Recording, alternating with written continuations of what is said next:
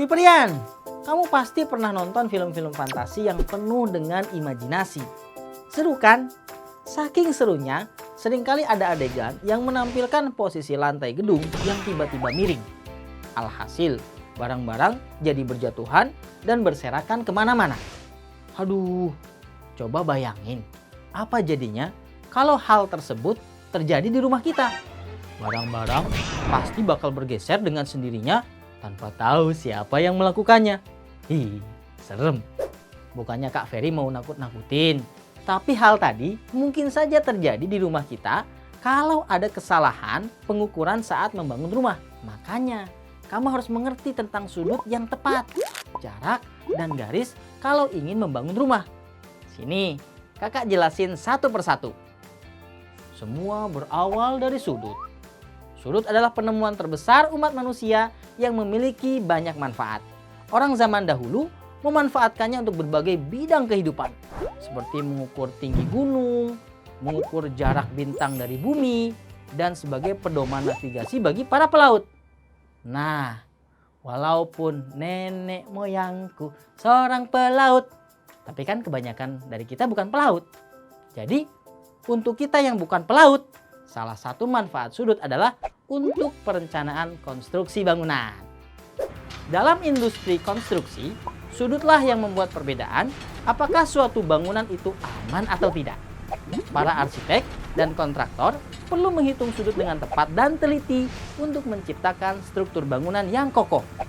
Mereka juga harus memastikan apakah jendela dan pintu sudah direncanakan dengan sudut dan garis lurus yang tepat.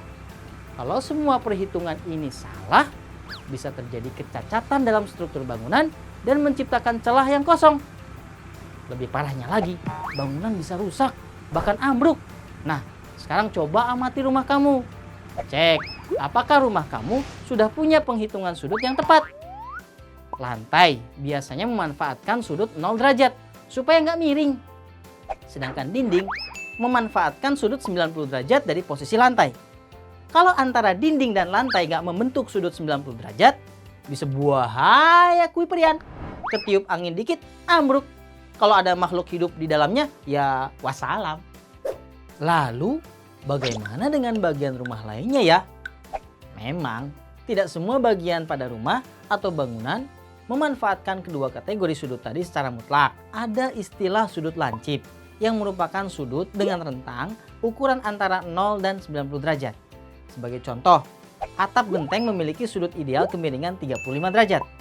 Hal ini untuk mempercepat aliran air di genteng ketika hujan, sehingga mengurangi resiko kebocoran. Jadi kalau atap rumah kamu memiliki sudut kurang dari 35 derajat, siap-siap saja. Pada musim hujan terjadi kebocoran karena kemiringan atap yang kurang maksimal. Tapi jangan disetel lebih dari 60 derajat juga ya. Soalnya kalau ada yang bocor, yang manjat jadi susah benerinnya Kuiperian.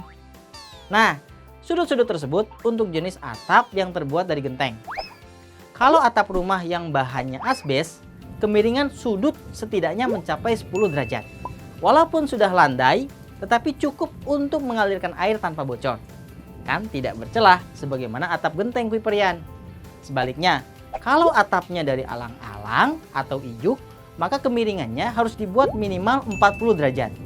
Sudut ini bikin air cepat mengalir dan tidak mudah meresap sehingga tidak mengakibatkan kebocoran. Hebat ya, ternyata semuanya ada alasan yang berguna kenapa beberapa bagian rumah harus miring dan lainnya lurus. Eits, selain pada bangunan, sudut juga dimanfaatkan untuk kendaraan loh.